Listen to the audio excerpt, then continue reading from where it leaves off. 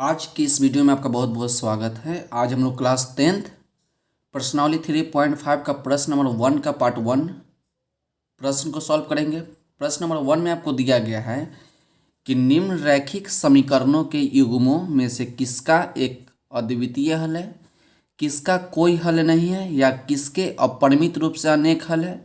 अद्वितीय हल की स्थिति में उसे व्रज गुणन विधि से ज्ञात कीजिए।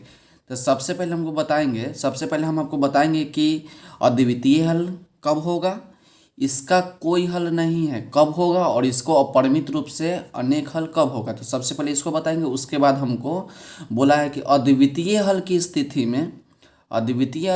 में इसे व्रज गुणन विधि से इसको क्या करना है कि हल करना है। तो चलिए सबसे पहले आपको हम बताते हैं कि अद्वितीय हल कब होगा, अपरिमित रूप से अनेक हल कब होगा और इसका कोई हल कब नहीं होगा।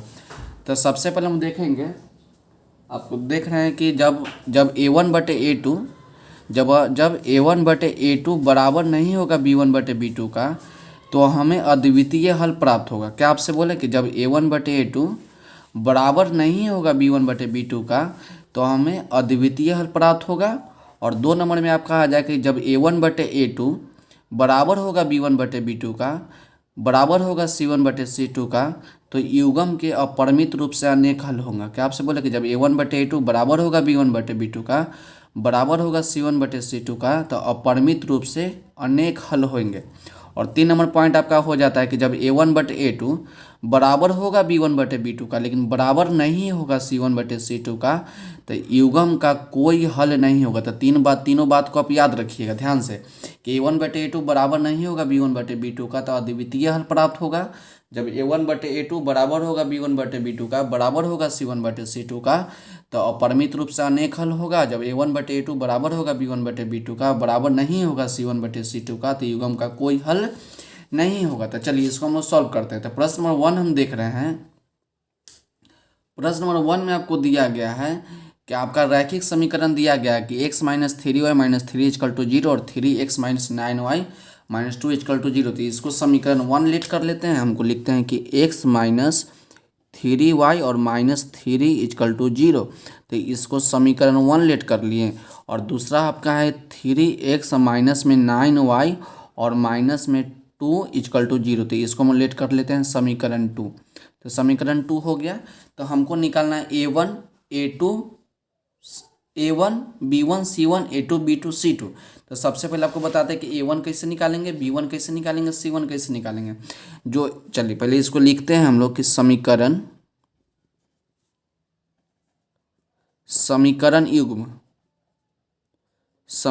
युग्म का, या दिए गए समीकरण लिखे, क्या लिखे, दिए गए समीकरण युग्म को या युग्म का तुलना रैखिक समीकरण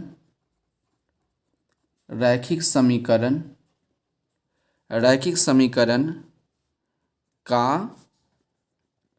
व्यापक रूप से करने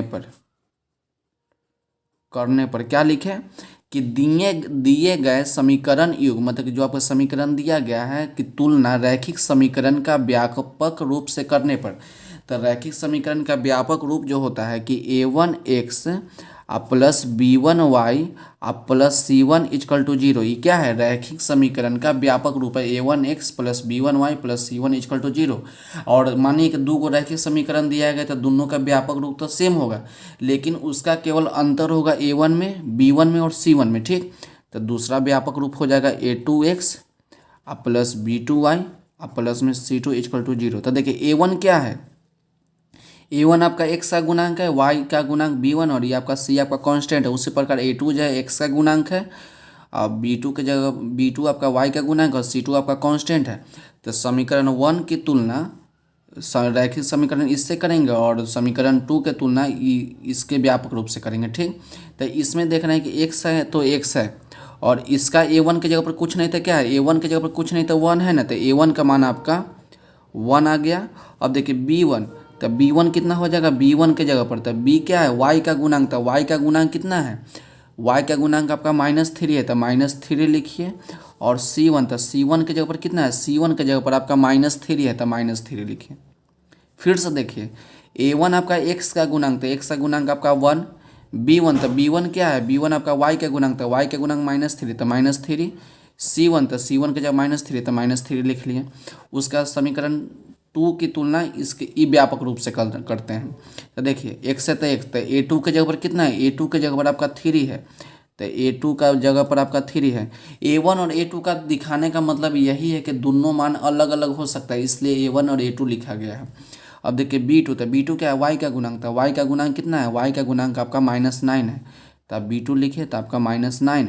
और c2 कितना है, c2 आपका -2 हो गया, तो -2 लिखिए। अब हमको a1 बटे a2 निकाल के देखेंगे, b1 बटे b2 निकाल के देखेंगे और c1 बटे c2 निकाल के देखेंगे। तो सबसे पहले हम निकालते हैं कि a1 बटे a2, तो a1 का मान कितना, a1 का मान 1 और a2 का मान आपका 3, ठीक है।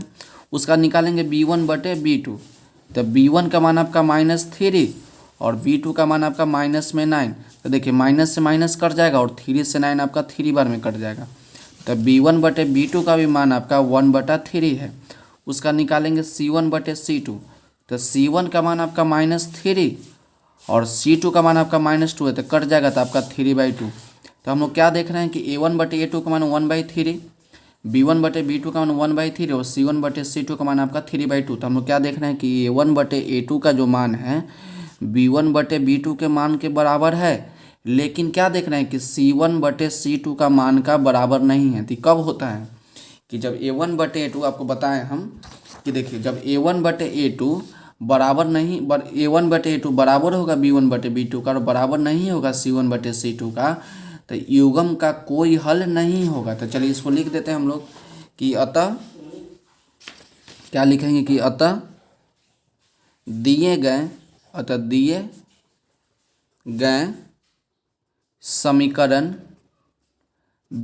समीकरण युग्म का कोई हल नहीं है। तो चलिए यहीं पर ही आपका प्रश्न जो है समाप्त होता है। इससे पहले आपको हम बताते हैं कि देखिए यहाँ पर आपको बोला था कि अद्वितीय हल की स्थिति में, क्या बोला कि अद्वितीय हल की स्थिति में इसे या उसे वृज गुणन विधि से हल कीजिए। तो अद्वितीय हल कब होता है, जब a1 बटे a2, अद्वितीय हल कब होगा, जब ऐसा फोटो होगा ना, जब a1 बटे a2 बराबर नहीं होगा b1 बटे b2 का, जब a1 बटे a2 बराबर नहीं होगा b1 बटे b2 का, तब इस प्रश्न को जो है हम लोग वृज गुणन विधि से हल करेंगे। तो आपको यहीं पर प्रश्न नंबर 1 जो है कंप्लीट होता है। तो आज के वीडियो के लिए बस इतना ही, मिलते अगले वीडियो में। अगर वीडियो अच्छी लगी हो तो चैनल को लाइक, सब्सक्राइब और शेयर जरूर करें। पढ़ते रहिए और बढ़ते रहिए।